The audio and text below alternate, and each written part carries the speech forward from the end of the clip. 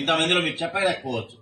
అంతేకాకుండా ఇంకొక మంచి పథకం ఏంటంటే భారతదేశంలోనే కాదు ఎక్కడ లేదు ఈ పథకం, ఇందిరమ్మ ఆత్మీయ భరోసా. ఎక్కడ లేదండి ఈ పథకం. కొత్తగా మనకే ఈ యొక్క ప్రభుత్వం ప్రజాప్రభుత్వం తీసుకొచ్చిన పథకంలో ఏంటంటే ఉపాధి హామీ కూలికి పోతున్నటువంటి కుటుంబాలు ఎవరైతే ఉన్నారో, గుంటెడు జాగలేనటువంటి కుటుంబాలు ఏవైతే ఉన్నాయో, గుంటెడు కూడా జాగలేదు, కైకిలికి పోతే తప్ప వాళ్ళకి ఇక అన్నం ఆ పూట గడవదు, రెక్కాడితే కానీ డొక్కాడదు.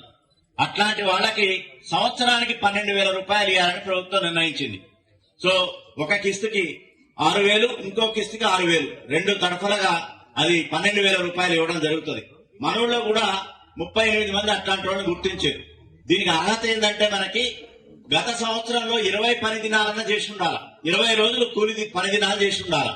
ఆ కుటుంబం అంతా కలిసి 20, మన 100 రోజుల కార్డు కదా అది, ఉపాధి హామీ కార్డు, దాంతో 20 రోజులన్నా చేసి ఉండాలా. ఎప్పుడది? గత సంవత్సరం. గత సంవత్సరం అంటే 2023, 24. కొంతమంది తెలవక 2023 లెక్క పెట్టుకుంటున్నారు,